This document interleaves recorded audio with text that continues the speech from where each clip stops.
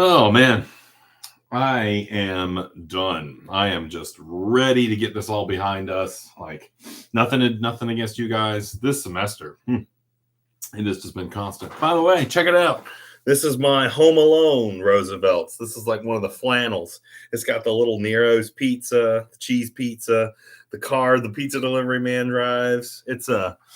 I've been wanting to wear this one for a long time, but obviously, like I went to shopping at Tanger Outlets and Pooler, went and got some donuts, and I heard that awful Mariah Carey song, "All I Want for Christmas Is You," and I was like, "All right, we got it. We can wear it now. It's time. The season has started." In any case, so two things I want to talk about today. First, I want to outline for you a quick discussion project that you guys can do to recoup some participation points. There's a lot of participation points that haven't been acquired yet, and that's something that we need to try to address because we're running out of time. And so, basically, what I'm doing for this discussion question. If you would like to post around a 2-page draft of your current event paper into the discussion forum, one of the most important things that we still need to address, and this is pretty much always the case, but like I said with the English 1010 students this morning, this is very, very normal. I think throughout all of the semesters in 1010 and 1101, one of the biggest things that we constantly have to talk about is just creating content and getting writing on the page. Students really have a tendency to freak out at the page length required of these things. And it's not every day you have to write like a 6-page paper, right? So I do understand. So for me, I think, why don't we just do another one of these peer response assignments? Get about 2 pages of material posted into the discussion forum for the current event project. You guys can go into that, read each other's work, write, I don't know, like a 2-paragraph response to each other. Think about the things that I put on the rubric. The clarity, the conciseness, the grammatical stuff between the commas and the passive verb stuff, but mostly try to help each other with expansion on stuff like this, asking questions of each other, suggesting follow-up sources. If you want to suggest another source of information, a website to follow, that'd be really good. I'm sorry, this is really bothering me. Oh, okay, I'm sorry. I just saw that Spider-Man was trending. And the Green Goblin is apparently just sort of like tacked on in the poster. It's very much an afterthought. And I'm sorry, I really need to focus. I think it's kind of funny, honestly. I need to get my Twitter off of my computer. So that's what I'm going to do with that particular peer response. 2 things. One, I'm going to give more participation points than I normally do for something like that. Normally, I just give, 5 percentage points of the participation grade. Whereas you write something like that, I'm more willing to give you like 15. And here's the other thing, too. If you do it for more than one partner, I'll give you even more points. So this does not have like a limit to how many of these responses you can write. You can write more than one. So if you guys desperately need to get some points for your participation column, that's the best way to do it. I'm opening this up that you can go back, you can respond to old discussions. This one I think would be the most productive because I'm giving out a lot of points for this. So keep that in mind as you go forward. We definitely need to start shooting for 100% on those participation discussions. A lot of students have already nailed it. If you've already got 100%, then at that point, I'll just be going and giving you points for old grades. One other thing I need to talk about here, and this is something I didn't put a lot of thought into. That's something I really should have rethought. You have a writing expansion column in the grade book.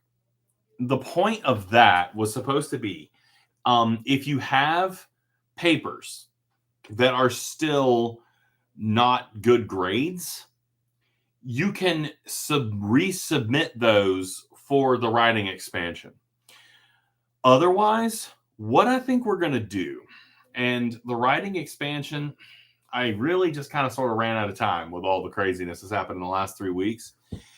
I think I'm going to, if you complete one of these peer responses in the discussion forum, I think I'll give you the points for the writing expansion project, just for responding to someone else's work in the discussion forums, giving me 2 paragraphs, just helping them expand and helping them correct and strengthen their writing. If you got a paper that you desperately want to try to redo, if you missed something, then go back, fix it, resubmit it. I'll give you 100% for the paper for the writing expansion project, and I'll go back and up your grade in the old assignment. I know this is getting really complicated. I'll write all this up soon so that you'll have kind of like a instruction order. The thing is, we're just way too close to the end of the semester in order to go back and do a whole new assignment like that. And I think I'm going to do something that's going to account for the portfolios in English 1101 in the non-online, whereas you guys have been doing the discussion forum stuff every week. So go and do this last discussion assignment, and you'll pretty much get 100% for that portion of the grade. Now on to the material for today. How do we incorporate sources of information into our writing? When we get actual like articles and stuff that we find online, or we talk to other people, we got information we want to inject into our writing. How exactly do we incorporate that? What do we do? Now, normally when I do this talk, I have like a board behind me and I have all sorts of, sorry, my arm's a little sore. I got the COVID booster. Normally I've got like a whole bunch of visuals I bring into this discussion. Today, I'm going to kind of give you a very, very simplified version of it. So let's say you got an article. I've got a lot of students writing about this Astro World thing. And you got an article, I believe a 9-year-old died because of his injuries this weekend. Really, really tragic. And let's say you want to talk about that because you're writing about this Astro World thing. There are 2 things you can do to talk about something specific that you've read in an article. And let's actually talk about what that is when we have a specific line of data or information that we want to put into our paper. I call those data points. Now, when you're reading an article, there's going to be a lot of different data points, a lot of pieces, chunks of information, right? For me, the easiest way to do this, especially when you're learning, is to think about it in terms of finding that one snazzy, easy to use piece of information. I don't like to overload a lot of information in a research paper. And this is a mistake I see a lot of students doing. Students will get this idea in their head that a research paper is supposed to be like as much information as you can jam into a paper as fast as you possibly can. That's not the point of this. You can actually do a great deal of damage to yourself by injecting too much information into a research paper. You kind of want to go for quality over quantity. And in fact, like for me, if you go over 3 or 4 sources for a 6-page research paper, you've kind of done yourself a disservice. You've caused yourself more problems than it's worth, because at that point, your voice is going to be drowned out. This is not supposed to just be a review of information. You're not supposed to be summarizing what other people have said. You're supposed to be giving me your opinion and framing it within some type of argument, right? We talked about argumentation. So choosing the most important bits of information becomes extremely important with that. So from here, when you have an article, you want to really lock onto one data point. As you get more skilled with writing and as you move on, you can kind of start to, draw more information from an article if you need to. But right now, let's just focus on one. So we're just talking about the death of this 9-year-old. It's really insensitive considering I'm doing this in a class, but at the same time, this is a current event project and we're looking at things that are happening in the now. So I don't know. That's just how I am. In any case, we got this one point that we want to put in. This is our data point. There are 2 ways that you can deliver a data point in your paper. You can quote it.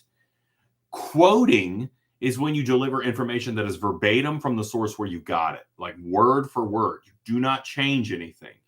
If you want to leave out some stuff in the middle, you could theoretically use some ellipses to indicate that there's missing information there, but you don't want to get too fancy with stuff like that. You want it to be verbatim. You put that information in quotation marks. Now, as far as the length goes, I might try to find a way to link this. If you get a quote that you want to use word for word, and it goes over 3 lines of your paper, technically you would have to block quote that. Now, block quoting is a huge pain. It's useful, but at the same time, it's a big headache. It's where you indent the quotation in order to make it take up less space in the paper.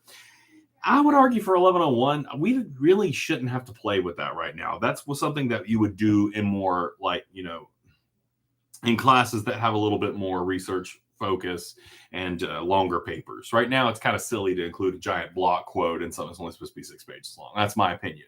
So in any case, if you want to know how to do that, I'll send you some information on how to do that. But the point is, you put quotation marks around quotes that are absolutely verbatim. That's what you do with quoting. You can also paraphrase.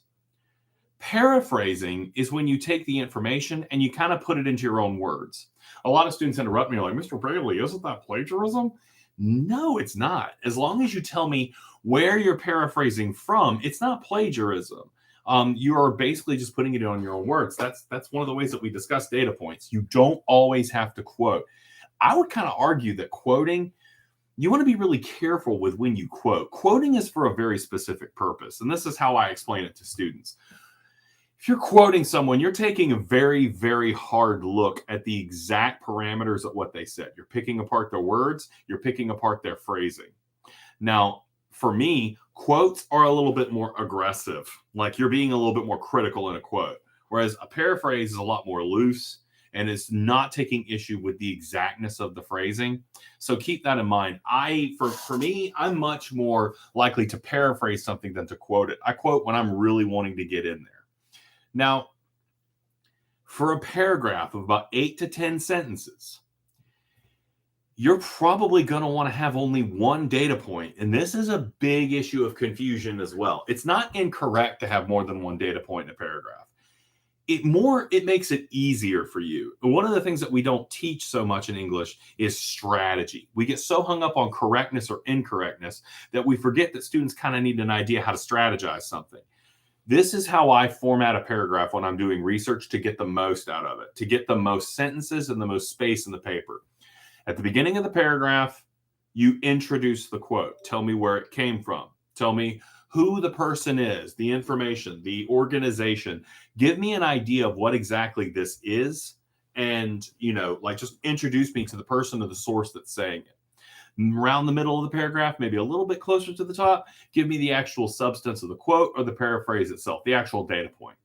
Towards the bottom of the paragraph, to conclude it, you want to analyze it. Now, somebody in class this morning said, you mean give your opinion?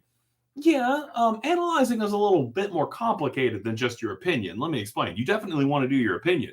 Having opinion coming out in the tail of every paragraph is actually a really good idea. You're going to tie all your writing together for one purpose. That looks strong. Analysis is a little bit more stronger, though. That's when you're kind of tearing apart a quote or a paraphrase to kind of get to the root of the matter.